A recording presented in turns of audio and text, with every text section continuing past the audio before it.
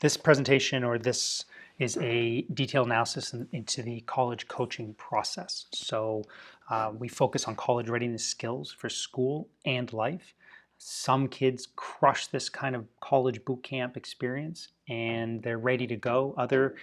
Other kids, they really have some lagging skills, and it requires a team approach and a lot of feedback and a lot of 10 steps forward and 9 steps back kind of coaching.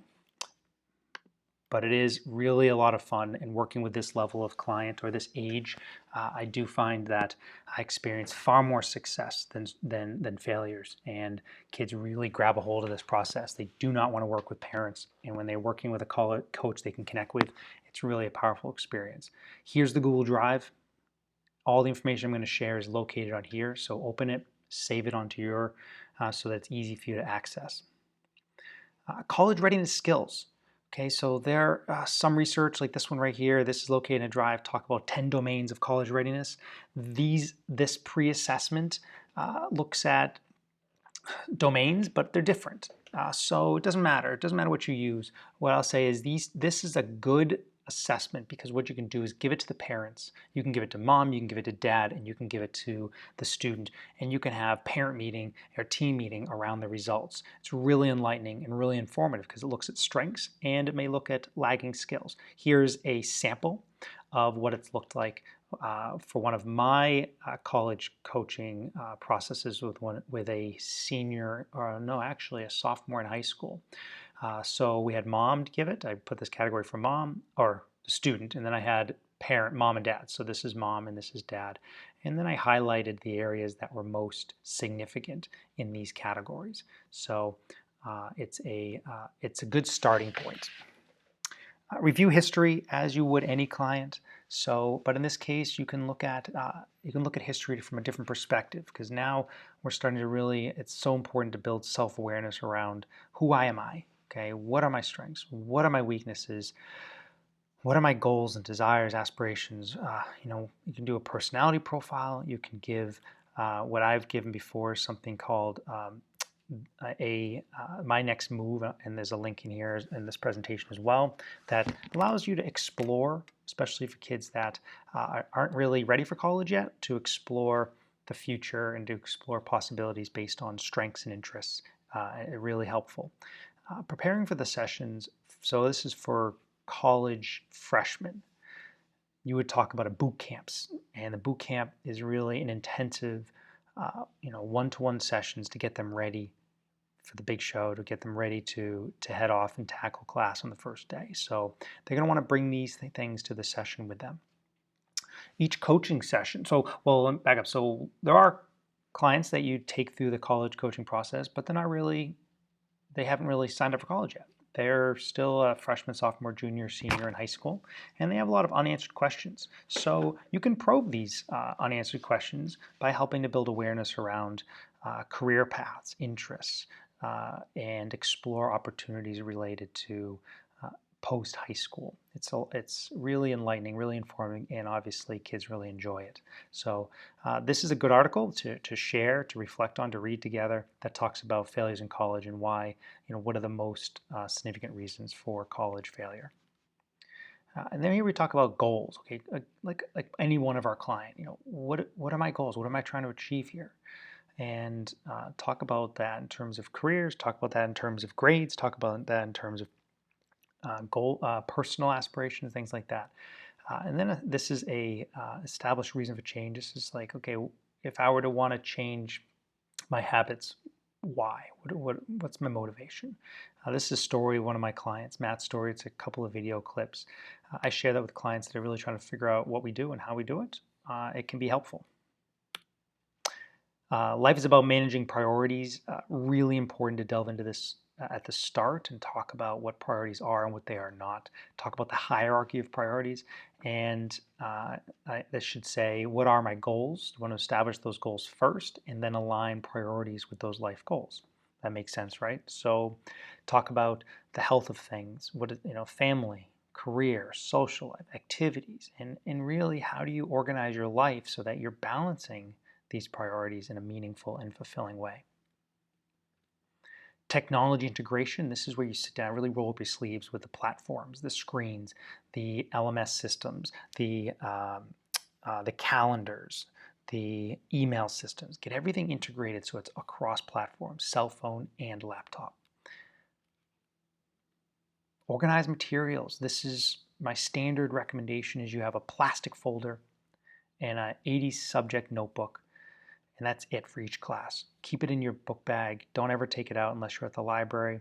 Here you have an organizational system so that when this folder fills up with printed PowerPoints and your notes and you've just had an exam, you can file it in your organizational system. Super simple and manageable, and that's the goal. Again, this should say organization. I forgot to change that, but get organized and have a plan. Okay, so really talk in detail around filling out that calendar and making that calendar a living and breathing document that is a representation of who I am in space and time, and so that I can practice managing my day in a positive, productive way. So you want to talk about all of these categories and more, and you want your calendar to start to look like this, right? So I have my life played out where my priorities, I can see my priorities, and to the point where maybe I have laundry day, maybe I have I'll call mom put in here. So certain things are show up that are really important to the life cycle of my week. Okay. Here's another perspective, and what you'll notice here is we have these all-day events. This is really where you put in the long-term academic assignments, quizzes, tests, exams. Don't put in daily assignments. The daily assignments can be managed through the syllabus, just the daily show up at the library, open up my syllabus, and get done what's due for tomorrow. It's the big term stuff that I have to be able to see long term so I can manage my weekends and budget my time. Okay, monitoring daily progress. What do I use? How am I doing? I can't be clueless. I got to know how I'm doing. So am I following my schedule? Am I getting to the library? Am I monitoring those red flags that we've talked about, the things that I want to avoid, right? Missing class, smoking pot during the day. I don't know. Who cares? You just listen to, have a dialogue. There's no judgment here, but you have to be able to highlight how to monitor progress and how to avoid pitfalls and how to use kind of guideposts to keep you in the right direction. Self-advocacy, it's a significant predictor of college success. Do I ask for help and how? What are the office hours? Are they in my calendar? Am I getting to them when I need to? Have I introduced myself to my professor yet? What services do I need access to? When have I applied? How do I apply? Tutoring centers, writing centers. You talk about how to communicate your needs and to stay on top of the learning, right? If I'm sick one day, how do I communicate with all my professors that I'm sick, and how do I get access to the notes? Library time, also just as important. When I go to the library, spend some time talking about this. Tour the campus virtually. Find out where the library is. Find out how to get there between classes. When is the best opportunity to use the library? Can I get there to 2 to 3 hour chunks at a time? Can I get all my homework done at the library before dinner? Can I take a picture of where I sit and send it to my coach? The syllabus, it's my Bible. It guides me and holds me accountable to the daily work I need to get done. And so print off the syllabus. Sometimes I have to print off the syllabus and use the LMS system on a daily basis to check for updates, submit assignments, things like that.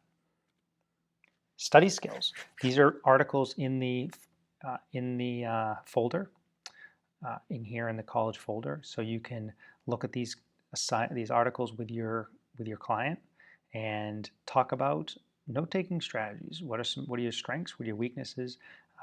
Can you handwrite notes? Do you need to type? What programs are you using to type your notes? Things like that.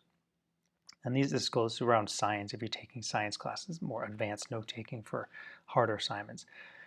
I talk about printing off the syllabus, PowerPoints for all my classes, and take notes on them as I read before each class. And then use that same PowerPoint during the lecture and then add to my notes during the lecture.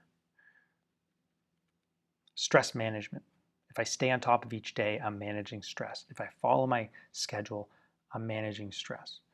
And if I'm holding myself accountable and not pretending things are great, if I'm staying on top of the assignments, if I'm staying on top of my priorities, then I'm not going to put my head in the sand. I'm not going to brush things under the rug. I'm going to stay accountable to the challenges and make sure that I'm problem solving issues as they come up.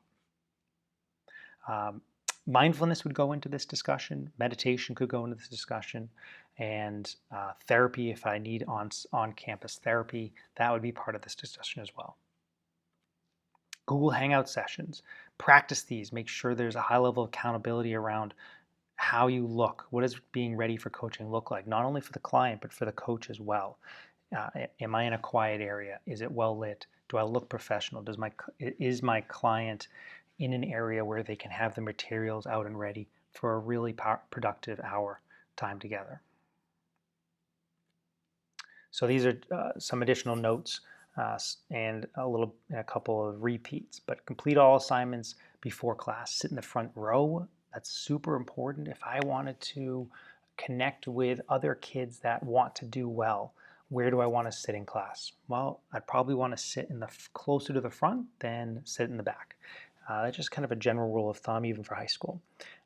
So can I plan out a certain chunk of library time in the weekends? What am I doing on the weekends? Do I have a 4-hour block of time on the weekends to get ahead? Reading, writing papers, studying for exams, connecting with study groups, visiting professors, get involved with activities, and the major, right? Am I connected with a degree that I would be interested in, or am I just here without any reason? All right, let's stop there. Final part is the team process. Keep the parents connected. You can share your calendar invitations with them. You can share the notes with them. You just have to keep your client informed. This is, obviously they're young adults. They are adults. So their autonomy, their privacy matters at this point. So be transparent with anything that you're talking about with the parents or sharing with the parents. I always push the client to do as much of that themselves, but I do share at the back end. I do tell a client that I share my notes and I share with them as well. So there's this team transparency in the note-taking process and how it's shared out and the progress that we make versus the challenges that we have to still acknowledge. Okay, let's stop there.